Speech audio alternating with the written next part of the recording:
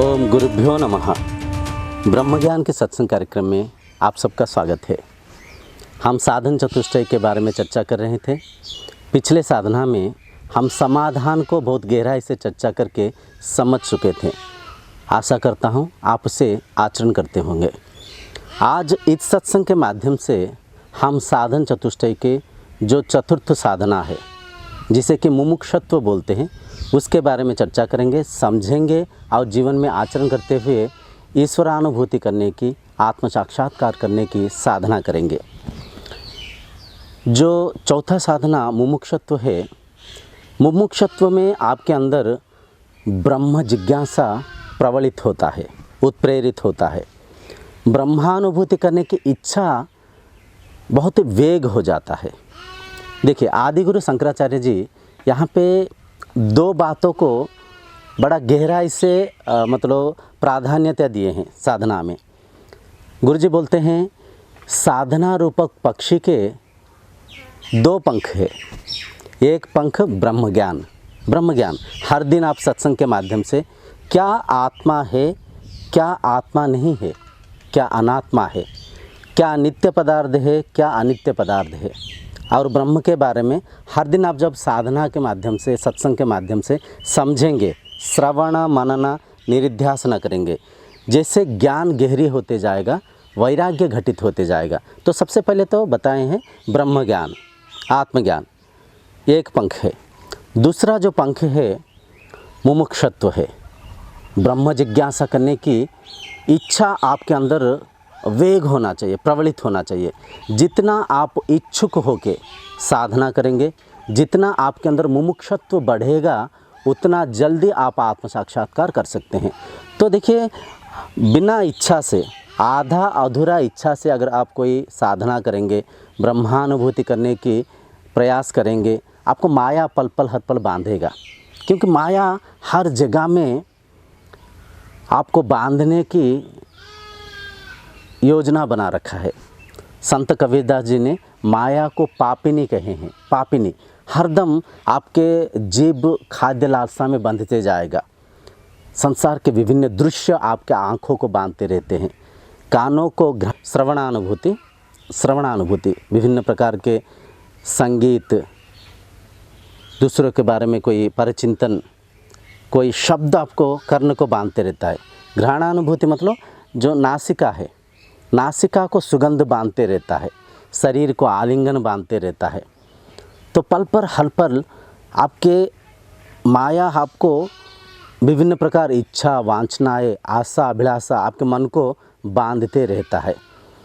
तो जब आप इस भौतिक बंधन से मुक्त होने के लिए, आत्म साक्षात्कार करने के लिए इच्छा प्रबलित होगा, आपके अंदर मुमुक्षत्व प्रेरित होगा, बहुत ही जल्दी आप ब्रह्मानुभूति कर पाएंगे, ईश्वरानुभूति कर पाएंगे। इस बात को समझ पाएंगे, मैं देह नहीं, मैं आत्मा हूँ। आत्मा रूपी मैं इस शरीर को, इंद्रियों को, मन को, मन के अंतःकरण को, ये संसार को एक वस्तु के रूप में, एक वस्त्र के रूप में विनियोग कर रहा हूँ। ये जो संसार में देख रहा हूँ, ये एक स्वप्न तुल्य है। स्वप्न तुल्य, जैसे हम स्वप्न देखते समय स्वप्न देखने वाला दृष्टा उस स्वप्न संसार के आधार होते हैं। स्वप्न संसार में विभिन्न प्रकार दृश्यों को मन देखते रहता है, मन में चलाते रहते हैं, परंतु उस मन के वृत्तियों को, स्वप्न रूपक विचारों को जो दृष्टा देख रहे हैं, जो सृष्टा देख रहे हैं, वह ब्रह्म है, वह आत्मा है। तो आत्मारूपी आप वहाँ पे जैसे स्वप्न देखते समय, स्वप्न में कुछ अधिक धन संपत्ति को पाने से वो हर हमेशा आपके पास नहीं रहता है। स्वप्न टूटते ही धन संपत्ति, पद पदवी, जो भी स्वप्न में आप पाए थे, सब अदृश्य हो जाता है। स्वप्न में जो भी पीड़ा आप प्राप्त कर रखे हैं, जो भी आप राज्य को, धन को, संपत्ति को खोते हैं, तो ये सब पीड़ा भी स्वप्न की समाप्त होते ही अंत हो जाते हैं। तो स्वप्न में ना कुछ पाते, ना कुछ खोते हैं। स्वप्न बस विचारों को मन में चलाते रहते हैं। तो ठीक वैसे ही ये संसार एक लीला है, ये संसार एक ब्रह्म लीला है। ब्रह्म के द्वारा, ब्रह्म में ब्रह्म ही रचाया हुआ ब्रह्म लीला है। तो जब इस संसार को आप समझ पाएंगे, आपके अंदर मुमुक्षत्व घटित होगा, ये संसार को यथा स्वप्न तुल्य देख पाएंगे।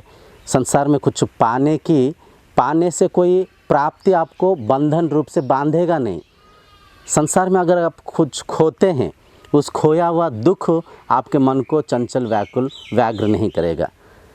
तो जैसे यूँ समझिए, मान लीजिए एक दर्शक एक सिनेमा देख रहे हैं, तो दर्शक उस सिनेमा को सिनेमा समझते हुए अगर देखेंगे, सिनेमा में कोई भी घटना संघटना उनको विचलित नहीं कर पाएगा, चंचल नहीं कर पाएगा, क्योंकि वो समझ पाएंगे मैं दर्शक हूँ, मैं सिनेमा को देख रहा हूँ। सिनेमा जो भी है कल्पना है, काल्पनिक मूवी है, जिसे कि